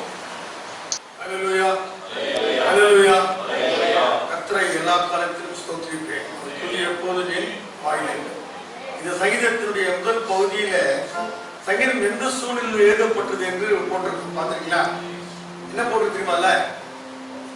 அமலிற்கு முன்பாக அவர்களால் திருத்திவிடப்படுகையில் எழுதப்பட்ட சங்கீதம். தாவீதை துரத்துறாங்க அமலேக்கு. அந்த சூழ்நிலையில அவர் என்ன சொல்றாரு? கர்த்தரை எல்லா காலத்திலும் ஸ்தோத்திரிக்கிறார். ஒரு சமயம் இதுதான் கிறிஸ்தவ வாழ்க்கையினுடைய ஒரு ஆழமான சத்தியமே. இன்றைக்கு நம்முடைய குடும்பங்கள் நடக்கிற மரணங்கள் எல்லாம் வரும்போது எல்லா சூழ்நிலையிலும் நாம் தேவனை துதிக்க கற்றுக் கொண்டிருக்கிறோம். இந்த மற்ற தெய்வங்களை வணங்குவதற்கு நமக்கும் ஒரு வித்தியாசம். உயரமான சூழ்நிலையிலே இப்படிப்பட்ட சூழ்நிலையிலும் தேவனை துதிக்க வேண்டும் இல்லைங்களா? இப்படி துயரப்படுகிற குடும்பங்கள் இல்லை. வசனம் அழகா சொல்கிறது, துயரப்படுவர்கள் பாக்கியவான் இல்லையா? யாரோ துக்கத்தில் இருக்காங்களோ யாரா பாக்கியவான். பாக்கியவான் ஒரு ஆசீர்வாதத்தை கொடுக்கிறாங்க. அனுபவர்களுக்கு ஜீவனை கொடுத்திருக்கிறார், பலனை கொடுத்திருக்கிறார். இந்த வருஷத்துல பாத்தீங்கன்னா மரணம் வந்து அதிகம். என்றைக்கு இந்த தொற்று நோய் வந்துச்சோ அதுல இருந்து மரணம் வந்து ரொம்ப அதிகமாக இருந்தது. அதுவும் இந்த நாட்களில வயதானவர்கள் மறித்து போயிருக்கிறாங்க. ஆண்டவே, இந்த நாளிலே கொடுத்த எல்லா ஜீவனுக்காக சுகத்துக்காக யாரும் பார்க்க மாட்டாங்க. கண்களை மூடி தேவனுடைய நாமத்துக்காக தேவனை மகிமைப்படுத்த முடியாது. எல்லா இடத்திலும் பிடிக்கலாமா? ஸ்தோத்திரம், ஸ்தோத்திரம், ஸ்தோத்திரம், ஸ்தோத்திரம், ஸ்தோத்திரம், ஸ்தோத்திரம், ஸ்தோத்திரம், ஸ்தோத்திரம், ஸ்தோத்திரம், ஸ்தோத்திரம், ஸ்தோத்திரம். ஹல்லேலூயா, ஹல்லேலூயா, ஹல்லேலூயா. தேவனை நாங்கள் துதிக்கிறோம், ஸ்தோத்திரிக்கிறோம் சுவாமி. மகிமையுள்ள ஆண்டவர், மகிமையுள்ள ஆண்டவர், ஜெபங்களை கேட்கிற ஆண்டவர். அருமையான அக்காவுடைய சாட்சி நான் சொல்லும்போது கேட்கும்போது ஆச்சரியமா இருந்தது. அதிகாலை ஜெபத்தை கேட்கிற தேவன். ஹல்லேலூயா. எவ்வளவு ஒரு ப்ராப்ளம், கிட்னில ஒரு வெற்றி கொடுத்துட்டாருன்னா அது சாதாரண விஷயமே இல்லை. நம்முடைய தேவன் மகத்துவமுள்ள தேவன். ஹல்லேலூயா. அற்புதங்களை செய்கிறதிலே வல்லவர். ஹல்லேலூயா, ஹல்லேலூயா. நாங்கள் துதிக்கிறோம் சுவாமி. அருமையான மகிமைப்படுத்துகிற ஆண்டவரே, இப்படி ஒரு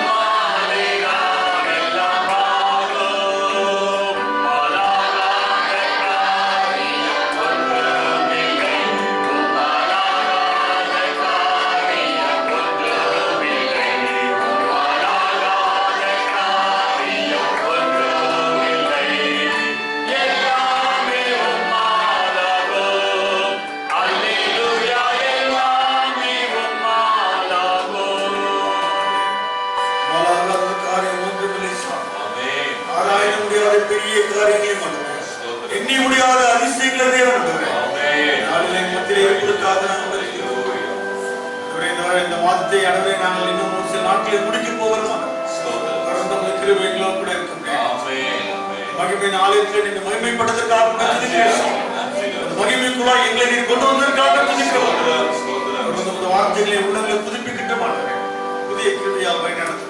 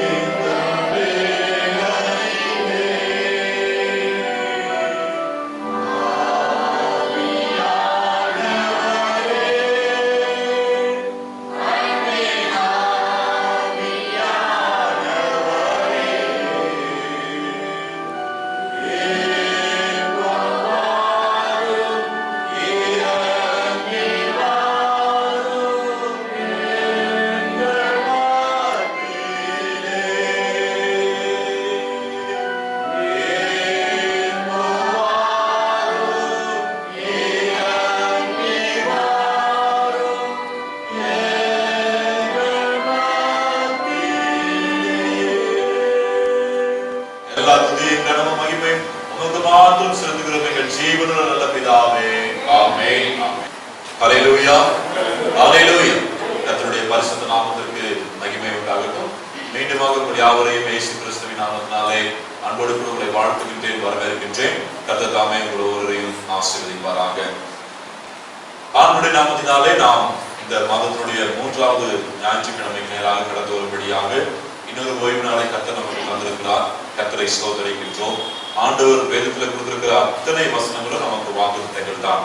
அவற்றை ஒவ்வொன்றாக நாம் ஒவ்வொரு மாதமும் தியானித்துக் கொண்டு வருகின்றோம். அதன்படியாக கர்த்தர் நம்மை நடத்துவதற்கு நாம் நம்மை ஒப்புக் கொடுக்கிறோம். ஆண்டவர் நம்மை அற்புதமாய் நடத்துகிறார். அதற்காக கர்த்தரை ஸ்தோத்திரிக்கிறேன். இந்த மாதத்திலே கூட ஆண்டவர் நமக்கு கொடுத்த வாக்குத்தத்தம் நெகேமியாவின் புத்தகத்திலிருந்து நாம் எடுத்துக்கொண்டோம் இல்லைங்களா? நெகேமியா தீர்க்கதரிசன புத்தகத்திலிருந்து நெகேமியா 11ஆம் அதிகாரம் 31வது வசனத்தை இந்த மாதத்திலே கர்த்தர் நமக்கு வாக்குத்தத்தமாக கொடுத்திருந்தார். என்ன கொடுத்திருந்தார்? இந்த வசனம் என்ன சொல்லுது? என் தேவனே எனக்கு நன்மை உண்டாக நினைத்தருளும், என்னை நினைத்தருளும். ஆமென். என் தேவனே எனக்கு நன்மை உண்டாக என்னை நினைத்தருளும் என்று சொல்லி நெகேமியா ஆண்டவருடைய சமூகத்தில் ஜெபித்த ஒரு ஜெப விண்ணப்பத்தினுடைய பகுதியை தான் நாமும் எடுத்து தியானித்து ஆண்டவர் நம்மையும் நினைக்கும்படியாக நமக்கும் நன்மையை கொடுக்கும்படியாக நாம் தியானித்து வருகின்றோம். முதலாவது 1ஆம் தேதி 1வது ஞாயிற்றுக்கிழமையிலே நாம் அதை குறித்து நெகேமியாவின் புத்தகத்திலிருந்து வாசித்தும் அதற்கு பிறகு நோவா, ஆபிரகாம், இப்படி ஒவ்வொரு கர்த்தருடைய பிள்ளைகளை குறித்து அவர்கள் எவ்வாறு கர்த்தர் அவர்களை நினைப்பதற்கு அவர்கள் என்ன செய்தார்கள், ஆண்டவர்களை எவ்வாறு நன்மை கொடுத்தார் என்று சொல்லி நாம் தியானித்தோம். அது தொடர்ச்சியாக இந்த வாரத்துல கூட நாம் பார்க்கின்றோம். வாசிக்க கேட்ட 1 கொரிந்தியர் 11ஆம் அதிகாரம் 23ஆம் வசனத்திலிருந்து 34ஆம் வசனம் வரைக்கும் நாம் வாசிக்க கேட்டோம். அதுல அந்த வேத வசனத்தை நாம் வாசிக்கின்ற பொழுது நமக்கு 24ஆம் வசனத்திலேயும் 25ஆம் வசனத்திலேயும் என்னை நினைவு கூறும்படி இதை செய்யுங்கள் என்று சொல்லி ஆண்டவர் சொல்கின்றதான ஒரு வார்த்தையை நாம் கேட்கின்றோம். என்னை நினைவு கூறும்படி இதை இதை செய்யுங்கள் என்று சொல்லி கர்த்தருடைய வார்த்தை நமக்கு வருகிறது. இங்கே எனக்கு அன்பான கர்த்தருடைய பிள்ளைகள், இது அப்போஸ்தலனாகிய பவுல் கொரிந்து திருச்சபைக்கு எழுதின அந்த கடிதத்திலே இதை அவர் கொண்டு வருகின்றார். இந்த கடிதத்தை குறித்து நாம் பார்க்கின்ற பொழுது அது முதலாவதாகவே நாம் வாசிக்கின்ற பொழுது அப்போஸ்தலனாகிய பவுல் கொரிந்து பட்டணத்துக்கு எழுதின, கொரிந்து திருச்சபைக்கு எழுதின முதலாம் கொரிந்தியர் என்று சொல்லி நாம் வாசிக்கிறோம். அதிலிருந்து இந்த புத்தகத்தை எழுதினவர் அப்போஸ்தலனாகிய பவுல் என்பதை நாம் அறிந்து கொள்கின்றோம். அவர் எழுதின அநேக கடிதங்களிலே அல்லது பெரிய பெரிய கடிதங்களிலே இந்த 1 கொரிந்தியர் புத்தகமும் ஒரு பெரிய கடிதமாக அது எடுத்துக் கொள்ளப்படுகிறது. இன்றைக்கு 1 கொரிந்தியர் புத்தகத்தில் சொல்லப்பட்டிருக்கிற அத்தனை அறிவுரைகளும் ஆலோசனைகளும் இன்றைக்கு நாம் வாழ்ந்து கொண்டிருக்கிற இந்த சமுதாயத்திற்கு ஏற்ற வண்ணமாகவே அது இருக்கிறதாக நாம் 1ஆம் அதிகாரத்திலிருந்து 16ஆம் அதிகாரம் வரைக்கும் வாசித்து பார்க்கிற பொழுது அது நமக்கு நன்றாக விளங்கும். இதை அவர் எழுதுவதற்கு காரணம் என்னவென்றால், நாம் 1ஆம் அதிகாரத்திலே வாசித்து பார்க்கலாம். அந்த 6ஆம் வசனம் 7ஆம் வசனம் அதிலிருந்து 11ஆம் வசனம் வரைக்கும் வாசித்து பார்க்கிற பொழுது கொரிந்து திருச்சபையிலே அப்போஸ்தலனாகிய பவுல் 3 பெரிய மிஷனரி பிரயாணங்களை செய்தார் என்று சொல்லி நாம் வேதத்தின் வாயிலாகவும் வேத வரலாற்று அறிஞர்கள் மூலமாக நாம் அறிந்து கொள்கின்றோம். 3 மிஷனரி பிரயாணங்கள் அவருடைய வாழ்நாளிலே 3 மிஷனரி பிரயாணங்கள் செய்தார். 3 மிஷனரி பிரயாணம்னா சும்மா ஒரு 3 ஊருக்கு போயிட்டு வந்துடல, பெரிய பெரிய பிரயாணங்கள். அது ஒரு இடத்துல கிளம்பினாருனாக்கா 1 வருஷம் 2 வருஷம் 3 வருஷம் கழித்து தான் திரும்ப அந்த பட்டணத்துக்கு அவர் வர முடியும். அப்படி கிராமங்கள் பட்டணங்கள் தோறும் அவர் ஆண்டுடைய ஊழியத்தை செய்து கொண்டிருந்த அந்த 3 மிஷனரி பிரயாணங்களிலே 2வது மிஷனரி பிரயாணத்தில் இந்த கொரிந்து திருச்சபையை அவர் ஏற்படுத்தினார் என்று சொல்லி நாம் அறிந்து கொள்கின்றோம். அவர் ஒரு இடத்துல போய் ஊழியத்தை செய்து ஒரு சபையை நிறுவி அங்க ஒரு மூப்பர்களை வைத்துவிட்டு அவர் கிளம்பி போயிடுவார். அவர் வேற ஒரு ஊருக்கு போயிடுவார். அப்படி அவர் எபேசு பட்டணத்துல இருக்கின்ற பொழுது கொரிந்து திருச்சபையில சில பிரச்சனைகள் உருவாகிறது.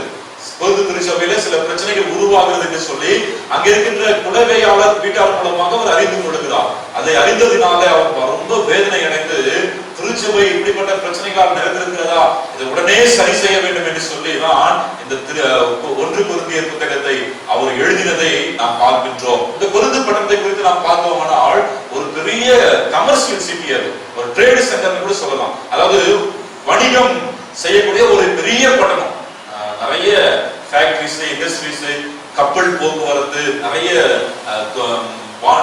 வணிகர்கள் வந்து செல்லக்கூடிய ஒரு பெரிய பட்டணம். பொதுவாகவே பட்டணம் எவ்வளவு பெருசா இருக்குதோ அவ்வளவு பாவங்களும் பெருகும். சோ அந்த கொரிந்து பட்டணத்துல அன்றைக்கு அப்போஸ்தலனாகிய பவுல் இருந்த நாட்களிலே கிட்டத்தட்ட 7 லட்சம் ஜனங்கள் வாழ்ந்திருக்கிறார்கள். பவுலுடைய நாட்களிலே கொரிந்து பட்டணத்துல 7 லட்சம் ஜனங்கள் வாழ்ந்திருக்கிறார்கள். அதுல 3ல ஒரு பகுதியினர் அடிமைகளாய் வாழ்ந்திருக்கிறார்கள். சோ இப்போ அது ஒரு ட்ரேட் சென்டர், ஒரு கமர்ஷியல் சிட்டியா இருக்கிறபடினால, வாணிகம் செய்யக்கூடிய ஒரு பட்டணமா இருக்கிறபடினால எல்லா தேசத்துல இருந்தும் ஆட்கள் அங்க வருவார்கள். இப்ப நம்ம தமிழ்நாட்டுக்கு கர்நாடகாவில இருந்து அல்லது ஆந்திராவில இருந்து, தெலுங்கானாவில இருந்து, கேரளாவில இருந்து, இன்னும் சொல்ல போனால் நம்முடைய தேசத்தினுள் மாத்திரமல்ல மற்ற தேசங்களிலிருந்து வந்து இங்க வேலை செய்கிறவர்கள் உண்டு, தொழிற்சாலைகளை கட்டுகிறவர்கள் உண்டு. இப்படிப்பட்ட ஒரு மிக்சட் கல்ச்சர், ஒரு பலவிதமான கலாச்சாரம் சூழ்ந்த ஒரு பட்டணம் அது. அப்படியானால் அப்போஸ்தலனாகிய பவுல் அந்த கொரிந்து பட்டணத்திலே அந்த திருச்சபையை உருவாக்கின பொழுது அங்கிருந்த ஜனங்கள், அங்கிருந்த விசுவாசிகள் பரிசுத்தமாக, கர்த்தருக்கு பிரியமாக, கர்த்தருக்கு பயந்து வாழ்ந்து கொண்டிருந்தார்கள். ஆனால் நாட்கள் போக போக போக அந்த திருச்சபைக்குள்ளாக அந்த தேசத்துல அந்த பட்டணத்தில் இருக்கிற கலாச்சாரங்கள் உட்புகுந்த பொழுது அவர்கள் அந்த கலாச்சாரத்துக்கு தங்களை உட்படுத்திக் கொண்டு ஆண்டவர் விட்டு வழிவிடையில் போகிறார்கள். அவ்வளவு நாட்களாக ஒற்றுமையோடு கூட இருந்தவர்கள், அவ்வளவு நாட்களாக அன்போடும் ஐக்கியத்தோடும் இருந்தவர்கள், இப்பொழுது அவர்களுக்குள்ளாக பிரிவினை வருகின்றது. இதை கேள்விப்பட்ட பவுல் அந்த பிரச்சனைகளை மாற்றும்படியாக அவர் அந்த புத்தகத்தை எழுதுகிறார் என்று சொல்லி நாம் வேதத்திலே வாசிக்கிறோம். பிரியமானவர்களே, 1ஆம் அதிகாரத்துல 1ஆம் வசனத்திலிருந்து 9ஆம் வசனம் வரைக்கும் அந்த புத்தகத்தினுடைய ஒரு முன்னுரையை, ஒரு வாழ்த்து. எப்பொழுதுமே அப்போஸ்தலனாகிய பவுலுக்கு ஒரு பழக்கம் உண்டு. தன்னுடைய கடிதத்தை எழுதுகிற பொழுதும் தன்னுடைய கடிதத்தை முடிக்கிற பொழுதும் வாழ்த்து சொல்லுவார். இயேசு கிறிஸ்துவின் நாமத்தினாலே உங்களை நான் வாழ்த்துகிறேன், நான் ஆராதிக்கிறவரும் நான் சேவிக்கிறவரும் ஆகிய ஆண்டவருடைய நாமத்தினாலே உங்களை வாழ்த்துகிறேன் அப்படின்னு சொல்லி ஆரம்பித்து முடிக்கிற பொழுது நம்முடைய கர்த்தராகிய இயேசு கிறிஸ்துவின் கிருபை உங்கள் அனைவரோடு கூட இருப்பதாக என்று சொல்லி வாழ்த்துதலோடும் நன்றியோடும் ஆரம்பித்து வாழ்த்துதலோடும் நன்றியோடு கூட அவர் முடிப்பார். அதைத்தான் 1ஆம் அதிகாரம் 1ஆம் வசனத்திலிருந்து 9ஆம் வசனம் வரைக்கும் வாசிக்கின்றோம். 1ஆம் அதிகாரம் 10ஆம் வசனத்திலிருந்து 4ஆம் அதிகாரம் கடைசி வரைக்கும் நாம் வாசிக்கிற பொழுது திருச்சபையில இருந்த அந்த பிரச்சனைகளை குறித்து அந்த வேத பகுதிகள் நமக்கு சொல்லுகிறது. 5ஆம் அதிகாரம் 1 முதல் 7ஆம் அதிகாரம் வரைக்கும் நாம் வாசிக்கின்ற பொழுது திருச்சபையை குறித்தும் குடும்பத்தை குறித்தும், திருச்சபைக்குள்ளாகவும் குடும்பத்திற்குள்ளாகவும் எப்படிப்பட்ட ஒரு டிசிப்ளின், ஒரு ஒழுக்கம் இருக்க வேண்டும் என்று சொல்லி அவர் அறிவுரை வழங்குறதை நாம் பார்க்கின்றோம்.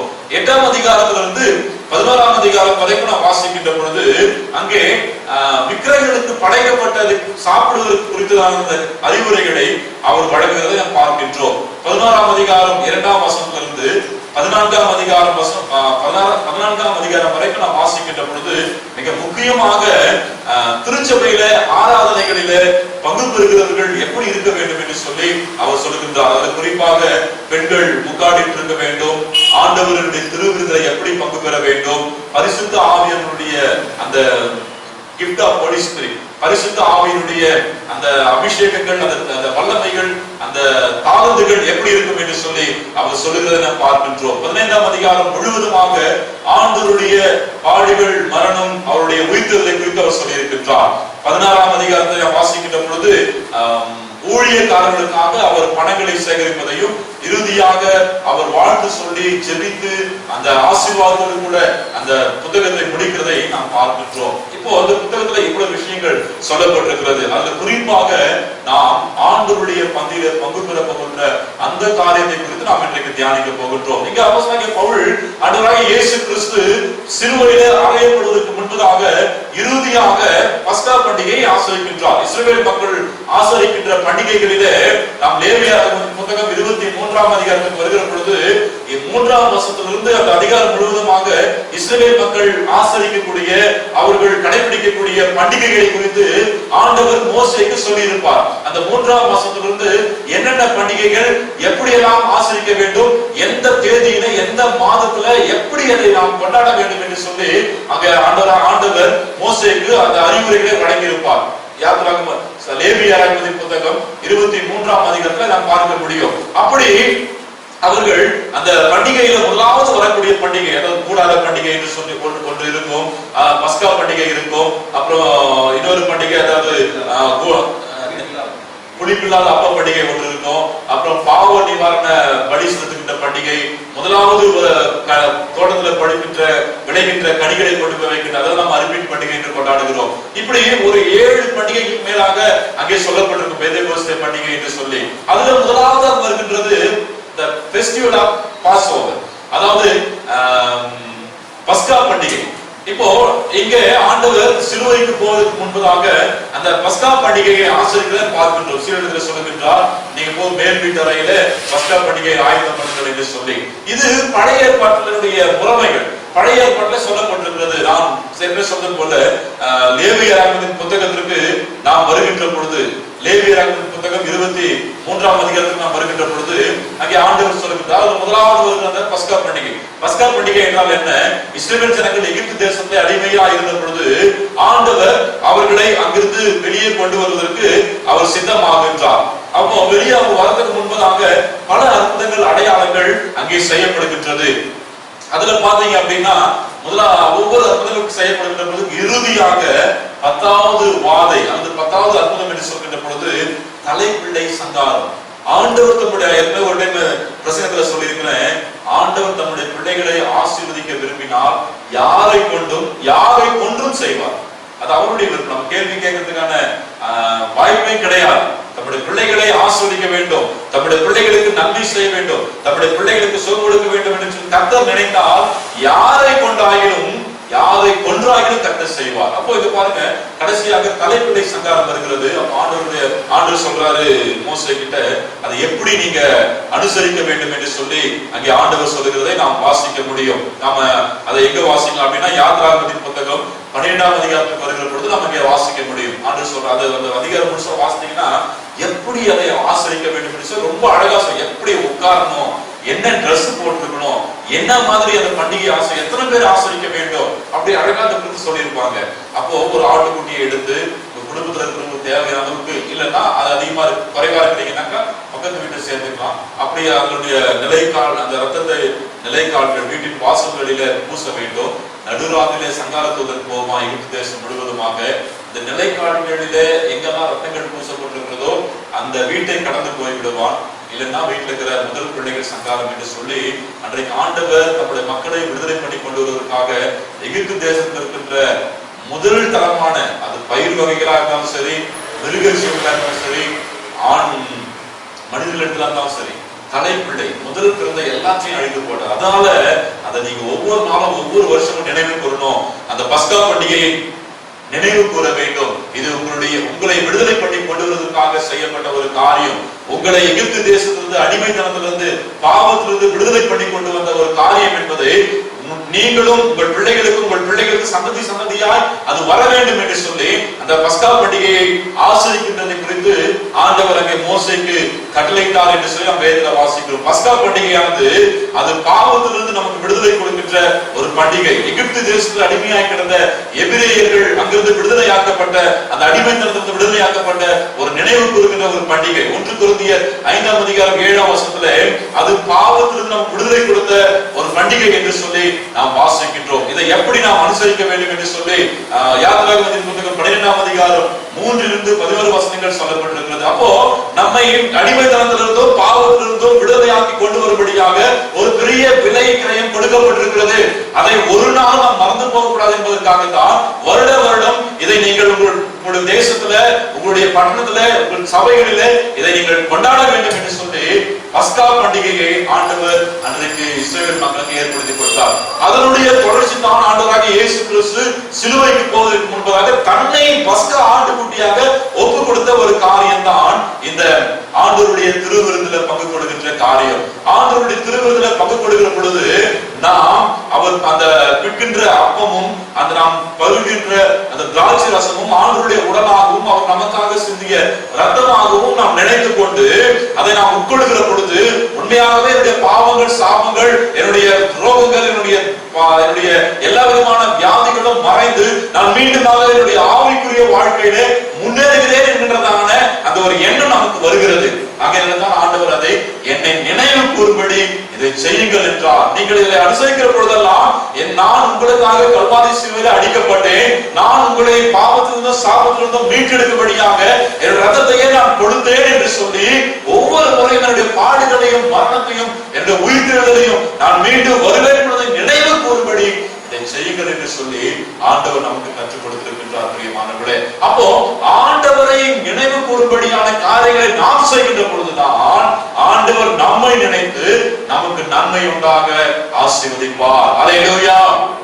இன்னைக்கு இந்த திருவிருந்து ஆராதனையில பங்கு பெறதை நம்ம பார்த்தோம் அப்படின்னா ரொம்ப கஷ்டமா இருக்கும். கர்த்தருக்கு நான் நன்றி சொல்லுகிறேன். நம்முடைய திருச்சபையில அதிகமாக அப்படி இல்லை அப்படின்னா ஒரு சிலர் இருக்கிறாங்கன்னு தான் அர்த்தம். நான் முழுதுமாக சொல்லல, அதிகமாக நம்முடைய திருச்சபையில அப்படி இல்லை. நான் ஒரு சில இடங்களிலே பார்த்திருக்கின்றேன். நான் வேதாகம கல்லூரியிலே அலகாபாத்ல படித்துக் கொண்டிருக்கிற ஒரு பெரிய கதிற்றல் திருச்சபை. என்னுடைய கல்லூரி முதல்வர் அன்றைக்கு அந்த திருச்சபையிலே பிரசங்கம், அதற்காக நான் அவரோடு கூட போயிருந்தேன். அங்கெல்லாம் பாத்தீங்க அப்படின்னா அவங்க திருவிருந்து அனுசரிக்கிறது வித்தியாசமா இருக்கும். நம்ம இங்க முழங்கால் படிட்டு பயபக்தியா வாங்கிட்டு போற மாதிரி அப்படியெல்லாம் இருக்காது. கொஞ்சம் வித்தியாசமா அவங்க அனுசரிப்பாங்க. ஏன்னா பெரிய கூட்டம், அவங்களுடைய முறைமைகள், கலாச்சாரங்கள் வேறு அந்த மாதிரி. அப்போ நான் வெளியில கார்ல உட்கார்ந்துட்டு இருக்கிறேன். என் பிரின்சிபல் உள்ள போய் பிரசங்கம் பண்ணிட்டு இருக்காங்க. ஆராதனை நடந்து கொண்டிருக்கிறது. பெரிய திருச்சபை.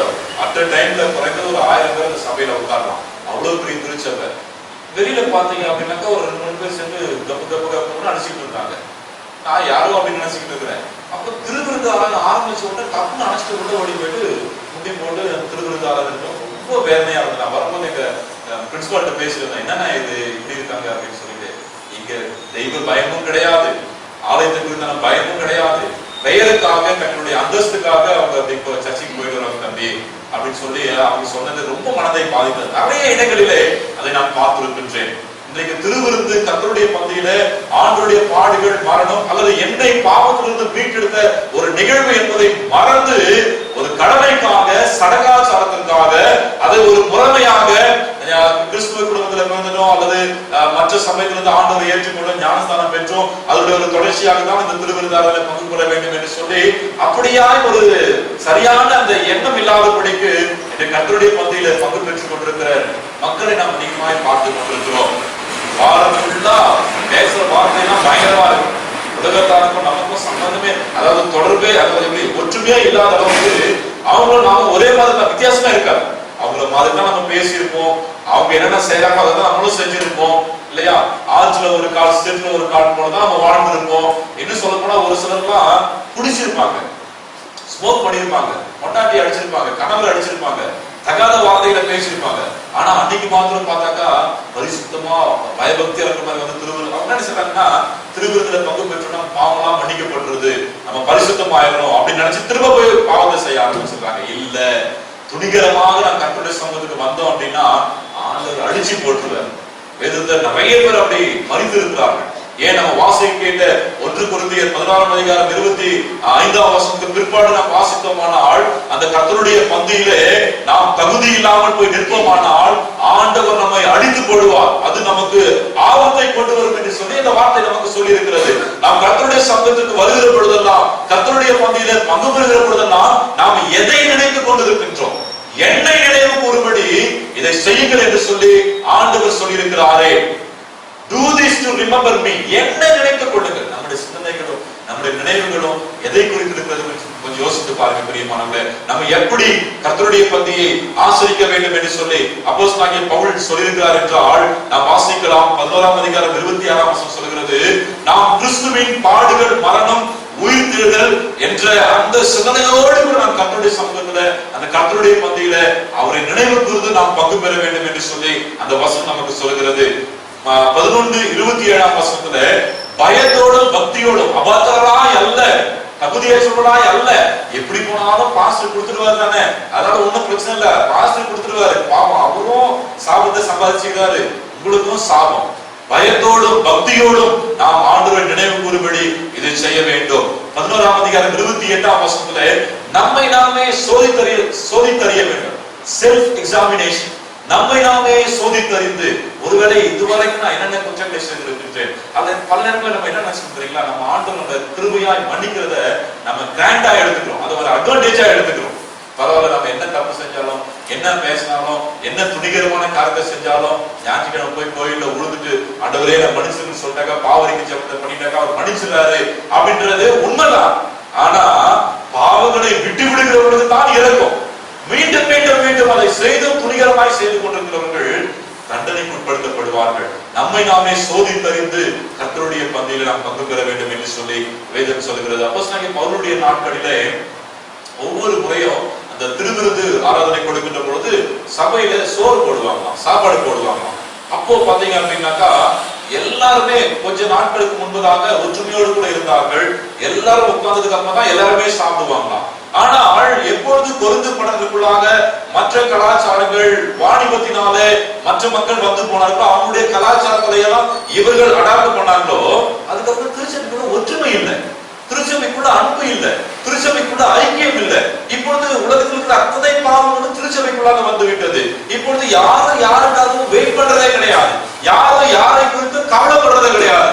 எனக்கு இருந்தா போதும், நான் சாப்பிட்டா போதும் அப்படின்னு சொல்லி வாழ்ந்து கொண்டிருந்தார்களாம்.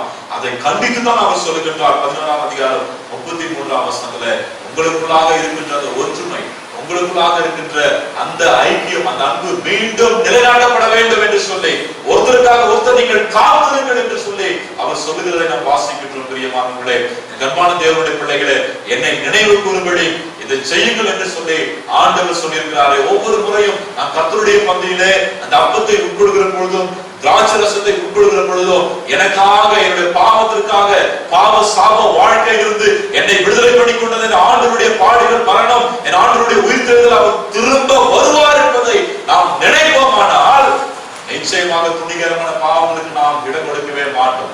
துணிகரமான வார்த்தைகளை நாம் பேசவே மாட்டோம். தேவையில்லாத செயல்களில் நம்ம ஈடுபடுத்திக் கொள்ள மாட்டோம். ஆண்டவருடைய பந்தியில பங்கு பெறுவதற்கு நாம் ஆண்டவரை நினைத்தவர்களாக மாத்திரமே வர வேண்டும். அப்பொழுதுதான் ஆண்டவர் நம்மை நினைப்பார், நம்மை ஆசீர்வதிப்பார். கர்த்தர் நம்மை நினைத்திருக்கிறார், அவர் நம்மை ஆசீர்வதிப்பார் என்று வேதம் சொல்கிறது. நம்ம கர்த்தரை நினைச்சாதான் இல்ல, நம்ம கர்த்தரை நினைச்சாதான். Do this to remember me. என்னை நினைவு கூறும்படி இதை செய்யுங்கள். எதை செய்யுங்கள்? உங்களை நீங்களே சோதித்து பாருங்கள்.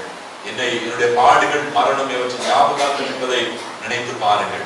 பயத்தோடும் பக்தியோடும் நீங்க அபாத்திரராய் அல்ல, பாத்திரவான்களா இருக்கிறீர்களா என்பதை நினைத்து பாருங்கள். உங்களை நீங்களே சோதித்து பாருங்கள். ஒற்றுமையோடு கூட இருக்க ஒப்பு கொடுங்கள் என்று சொல்லி கர்த்தர் நம்மை அழைக்கின்றார். இப்படி நாம் செய்வோமானால் நிச்சயமாக நெகேமியாவை நினைத்தருளி அவர் செய்த ஒவ்வொரு காரியத்தையும் சக்சஸ்ஃபுல்லாக முடிக்க உதவி செய்த கர்த்தர் நம்மையும் நினைத்தருடுவார். நாம் எழுந்திருக்கின்ற திருச்சபையினுடைய விரிவாக்க பணிகளை நாமும் சக்சஸாக முடிக்க கர்த்தர் கிருபை செய்வார். அதை முடிக்க வேண்டும் என்றால் கர்த்தருடைய நினைப்பு எப்போது நமக்கு இருக்கணும். நம்ம கர்த்தருடைய நினைப்போடு வாழ்ந்தோம்னா நம்மை ஆண்டவர் ஒரு நாள் ஒரு நொடியும் மறைக்கவே மாட்டார். யோசிச்சு பாருங்க, நல்லா இருந்தவங்கலாம் இன்னைக்கு நம்ம கூட இல்லை. இப்போ நம்ம ஆதிகதாஸ் மாஸ்டர், நம்முடைய பேராயர் மோகன் அவர்கள், நம்முடைய அருமையான டேவிட் ஐயா அவர்கள் இல்ல நினைச்சு பாக்குறோமா? நான் போன திங்கட்கிழமை பேராயர் அவர்கள் இறந்து விட்டார்கள். அதுக்கு முந்தின திங்கட்கிழமை தான் அவங்க கிட்ட நான் போன்ல பேசுறேன். ஐயா, அடுத்த ஞாயிற்றுக்கிழமை எங்க சர்ச்சைக்கு நீங்க வர வேண்டியது இருக்குங்க ஐயா, ஆனா அருபின் பண்டிகை தள்ளி வச்சுட்டு இருக்கிறோம் அப்படின்னா பரவாயில்ல பாஸ்டர், அதனால என்ன இப்போ அருபின் பண்டிகை வச்சு என்ன பண்ண போறீங்க அப்படின்னு சொல்லி விசாரிச்சு நம்முடைய சபை அந்த இடம் வாங்கினது எப்போது விரிவாக்கம் பண்ணதெல்லாம் விசாரிச்சுட்டு இருந்தாங்க. திடீர்னு பார்த்தாக்கா 6 திங்கட்கிழமை 6/8 பேராயர் மிகவும் சுப்பீனமாய் மருத்துவமனை அனுமதிக்கப்பட்டிருக்கிறார், ஜெபம் பண்ணுங்க அப்படிங்கிறது. 6/18 நம்ம வீட்டு கர்த்தருடைய சபைக்கு போயிட்டாரு. நினைச்சு பார்க்க முடியல. ஆண்டவருடைய நினைப்பு மாத்திரம் நம்ம கூட இருந்தாக்கா நிச்சயமா கர்த்தர் நம்மை நினைத்து ஒவ்வொரு நாளும் அவர் பாதுகாத்து நமக்கு வேண்டிய நன்மைகளை கொடுப்பார். ஆண்டவருடைய நினைப்போடு கூட நாம் இருப்போம். குறிப்பாக கர்த்தருடைய பந்தியில பங்கு பெறுகின்ற பொழுது நாம் ஆண்டவருடைய சிந்தனையோடு கூட அவருடைய பாடுகள், மரணம், உயிர்த்தெழுதல், அவர் திரும்ப வருவார் என்ற அந்த நினைப்போடு நம்மை பரிசுத்தமாக ஒப்பு கொடுத்து வாழ்வோம். ஆண்டவர் நம்மை அவருடைய வார்த்தையின்படியாக ஆசீர்வதிப்பாராக. ஆமென். கர்த்தருக்கு மகிமை உண்டாக. நாம் யாவரும் எழுந்திருந்து பாடல் தாளிலே 3வது பாடல், தொல்லை கஷ்டங்கள் சூழ்ந்திடும் துன்பம் துக்கம் வரும் என்ற பாடலை நாம் பாடுவோம். அப்பொழுது கர்த்தருக்கு நாம் காணிக்கைகளை போட்டு வரலாம்.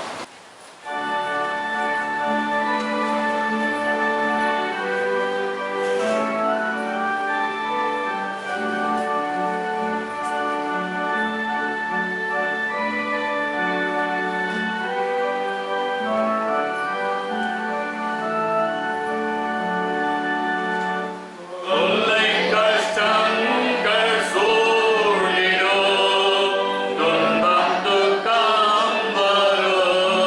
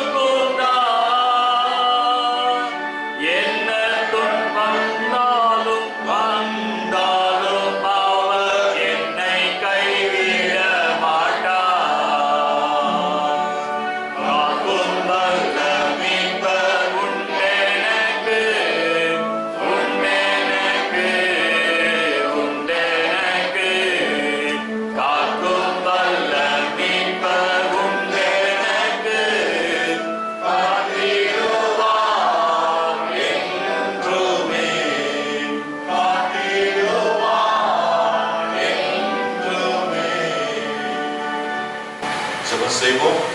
நேசிக்கிற பரிசுத்தமுள்ள நல்ல ஆண்டவரே, நாங்கள் உம்மை துதிக்கிறோம், ஸ்தோத்திரிக்கிறோம், மகிமைப்படுத்துகிறோம்.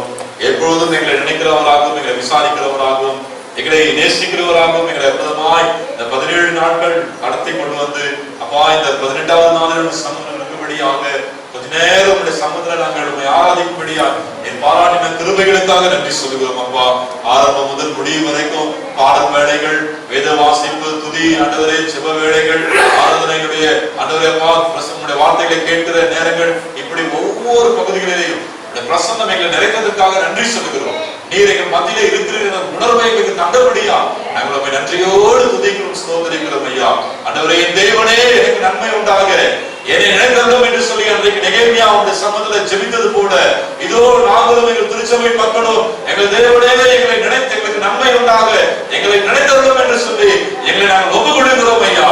ஆண்டவரே என்னை நினைவு கூறும்படி செய்யுங்க என்று சொல்லி இருக்கிறீரே, நாங்கள் உண்மை நினைவு கூறும்படிக்கு ஆண்டவரே நாங்கள் இதை செய்கிற பொழுது நம்முடைய மத்தியில பங்கு கொள்கிற பொழுது நாங்கள் பரிசுத்தத்தோடு உண்மையோடும் பயபக்தியோடும் எங்களை ஆராய்ந்து பார்த்து ஆண்டவரே நாங்கள் ஒற்றுமையோடு உங்களுடைய மத்தியில பங்கு பெறுகிற பொழுது நீரும் எங்களை நினைத்து எங்களை ஆசீர்வதிக்கிறீரப்பா.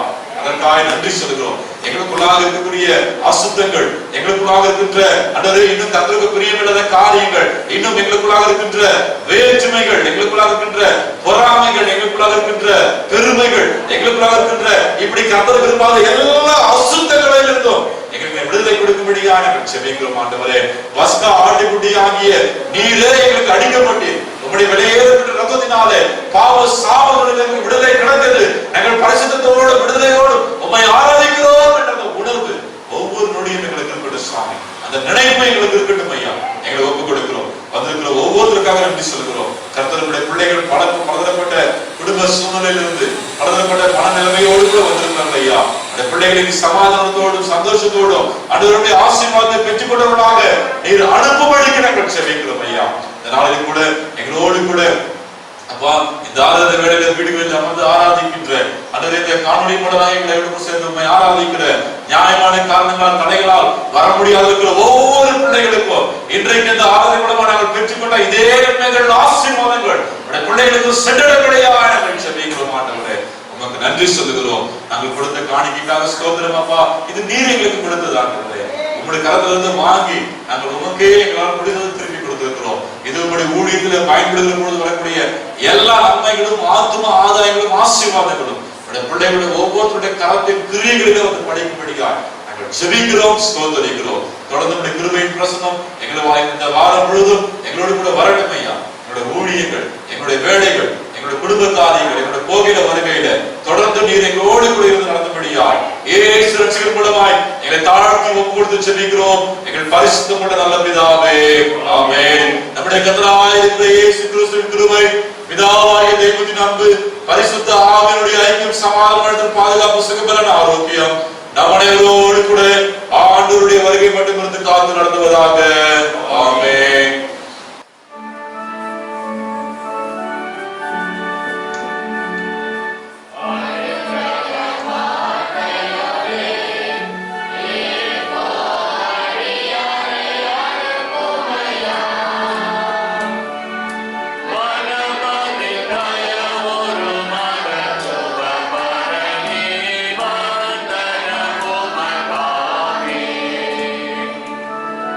Bye.